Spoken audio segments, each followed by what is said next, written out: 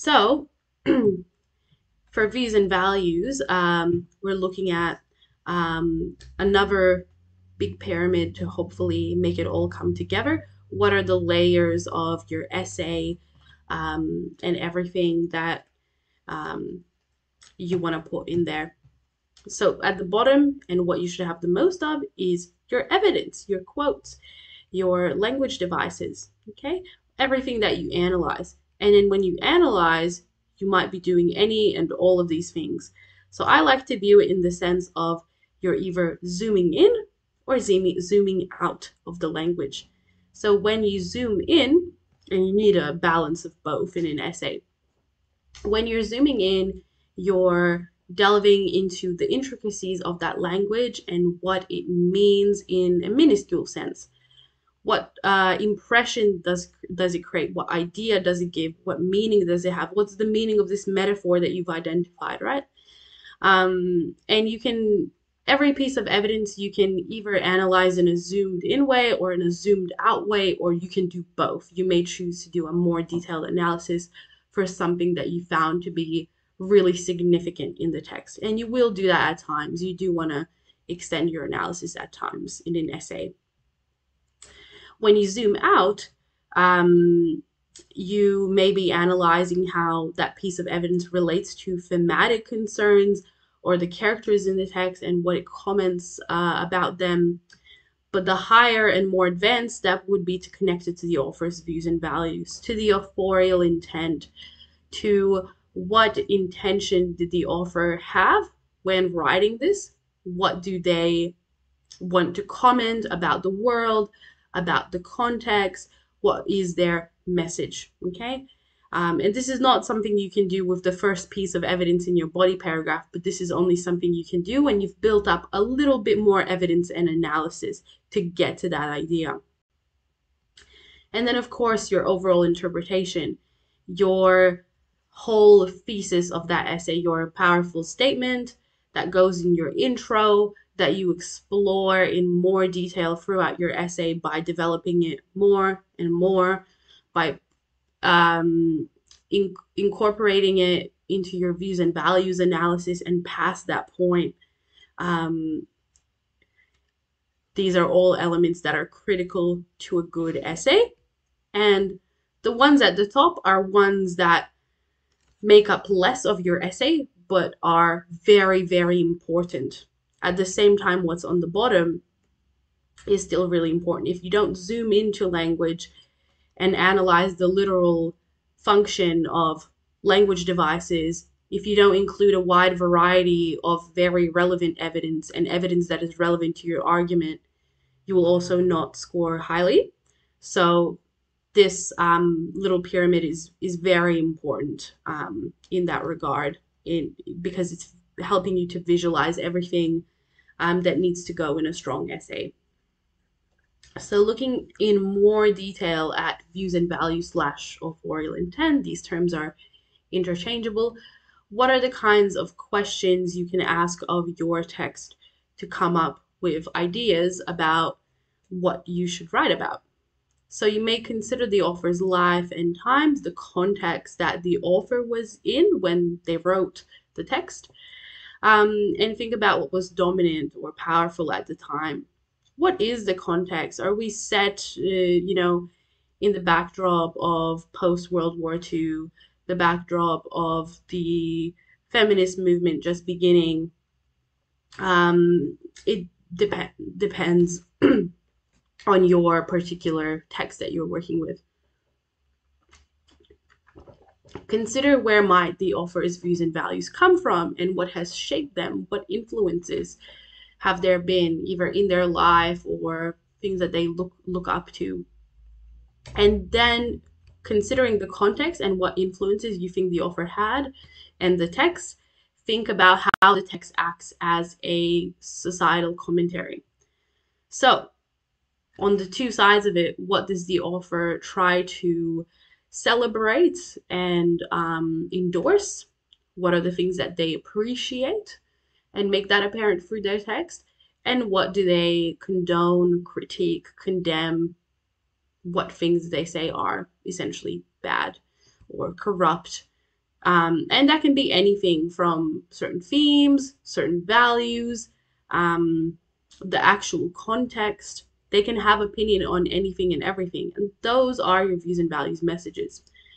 When writing about views and values, we use the author's last name to make it clear that we're talking about the author's actual opinion or message.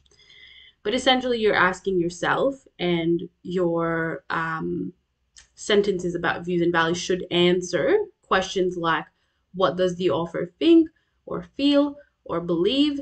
And what does the author suggest about something, a certain concept? So asking yourself what the author values and what they think is important versus what they really, really dislike and have disdain for, what values are apparent through their text.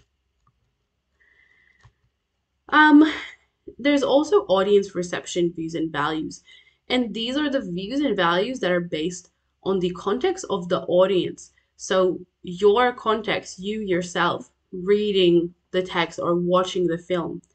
And if you're reading a critic's analysis of your given text, it would be the critic's context that has shaped their perspective when they're analyzing the text.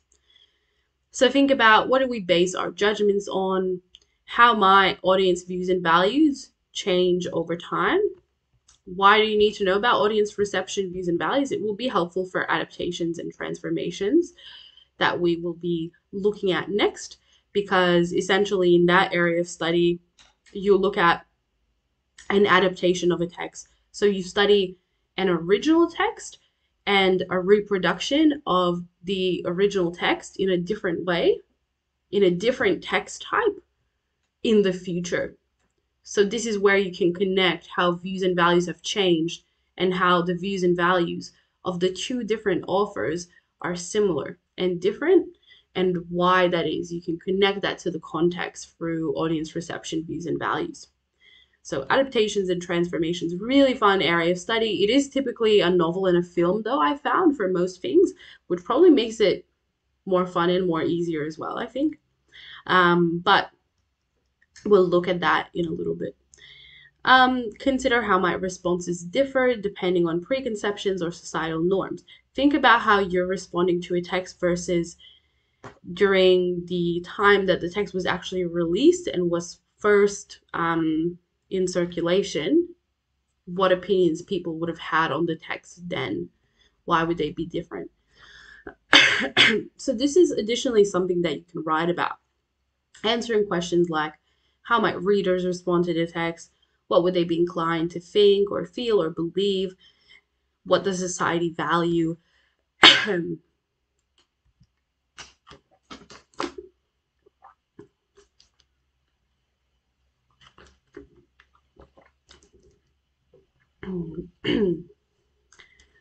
do apologize. I am a little bit sick at the moment still.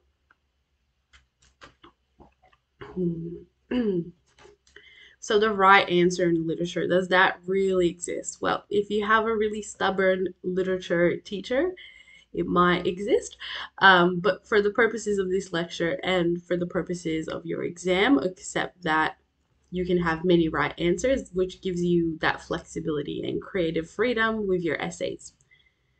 Literature is a subject with many norms, but few rules. There are a lot of norms in this subject. You are expected to write with either complete clarity, but also would be applauded if you write with a little bit of flourish, both to your sentence structures and flows, but also by adding lots and lots of elevated language there and expanding your vocab bank. There are some structural norms in literature formats that, structure that they would like you to use for your essays, but compared to VCE English, for instance, you have so much freedom with structure. It's pretty much no set structure to an extent. And yeah, there are very, very few rules. And especially when it comes to analytical ideas and interpretations, you are encouraged to be as creative as possible. For SACs, the right answer is your teacher's opinion, okay?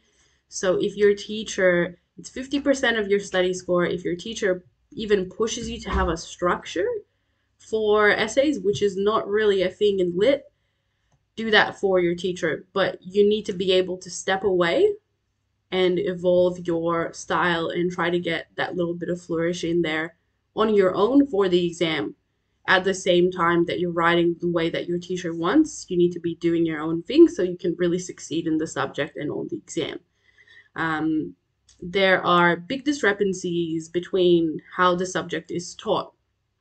And I feel like the two extremes are having a teacher that is just really modern and encourages everything and encourages experimentation and um, having fun with the subject and abolishing structure completely. Or there will be the teacher that gives you a lot of rules and structure, etc. But find what works for you.